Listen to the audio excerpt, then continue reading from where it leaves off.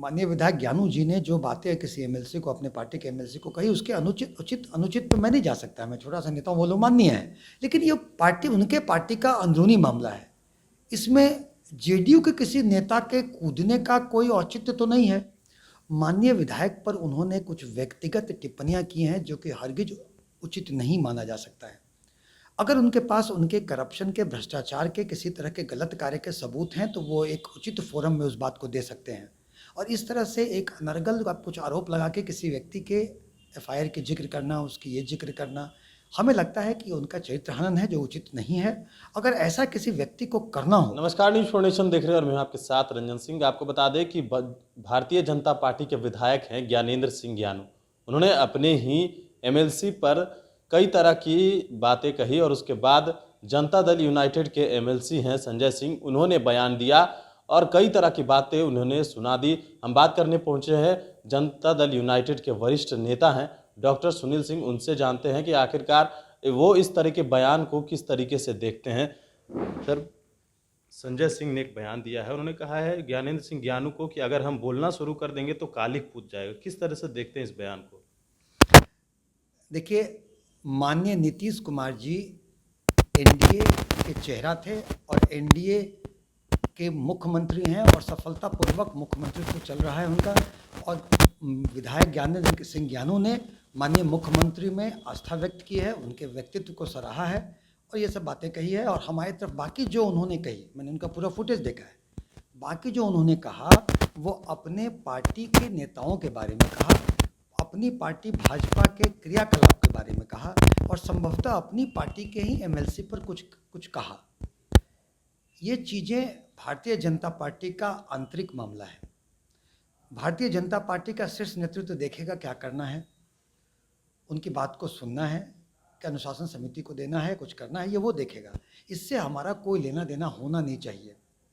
ऐसे में हमारी ही पार्टी के जो उपाध्यक्ष हैं, वरिष्ठ नेता हैं, उनके बयान को हम बेवजह बयान मानते हैं, गैर जिम्मेदाराना बयान मानते हैं और राजनीतिक बड़बोलापन मानते हैं, क्योंकि उन्होंने ऐसी बातें कही जिससे कि कोई अभी कूदने का, जनता लौटने का कोई मतलब नहीं था। और वो वरिष्ठ नेता हैं, इससे भ्रम की स्थिति बन सकती है कि एनडीए में सब कुछ ठीक नहीं है, जबकि एनडीए चट्टानी एकता के साथ माननीय नीतीश कुमार जी के नेतृत्व में सफलतापूर्वक कार्य कर रही है, सरकार चला रही है। तो जनता में भ्रम की स्थिति होगी। दूसरे, मुझे लगता है कि ये जो कुछ बातें उन्होंने कही जो एक मनोवैज्ञानिक समस्या जिसे मेगालोमेनिया कहते हैं, डिल्यूजन ऑफ ग्रैंडियर, उस संज्ञा में जाता है। वो कहते हैं ज्ञानेंद्र सिंह ज्ञानू ने उनके पास अनेकों बार फ़ोन किए, उनके जाने से उन्होंने चुनाव जिताया। हमें लगता है कि ये गलत बयानी है। हम सब माननीय नीतीश कुमार जी के चेहरे पर चुनाव जीते हैं, जो लोग जीते हैं हमारे पार्टी के लोग। और ऐसे में किसी व्यक्ति को इस तरह की खुशफहमी और गलतफहमी हो तो हमें लगता है दूर कर लेनी चाहिए। उन्हें अपने मेगालोमेनिया को दूर कर लेनी चाहिए। काउंसलिंग की ज़रूरत है, वो काउंसलिंग करें और अगर गलती से स्लिप ऑफ टंग हो जाए तो जनता से माफी मांगे।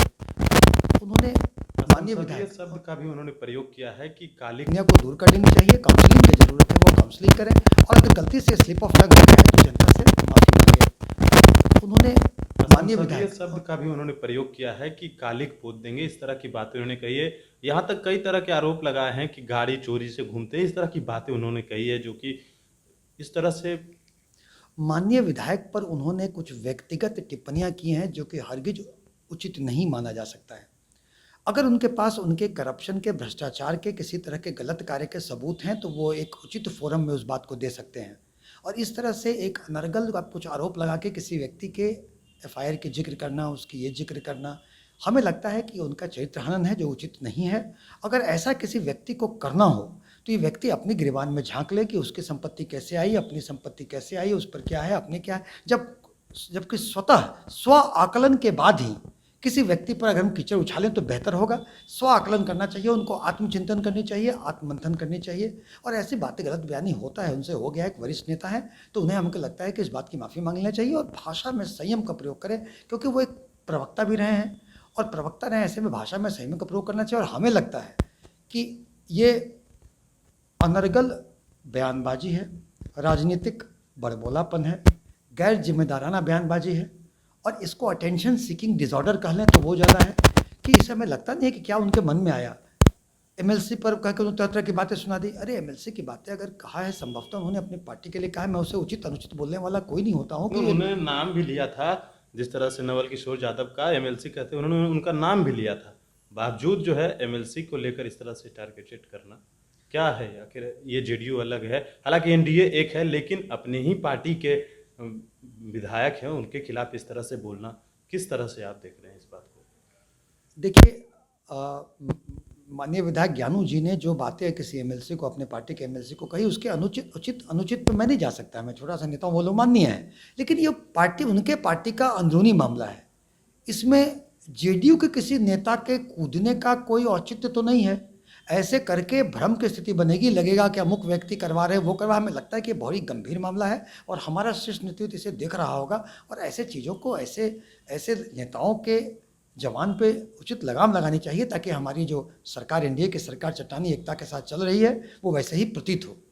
चलिए, बिल्कुल। तो सुनील सिंह इन्होंने कहा है कि अगर बीजेपी के तरह से बयान दिया जा रहा है और बीजेपी के एमएलसी पर दिया जा रहा है, तो इस तरह के बयान जनता दल यूनाइटेड की तरफ से होनी नहीं चाहिए थी, और अगर इस तरह की भाषा का प्रयोग किए हैं तो उनको माफ़ी भी मांगनी चाहिए। गणेश फाउंडेशन के साथ नमस्कार।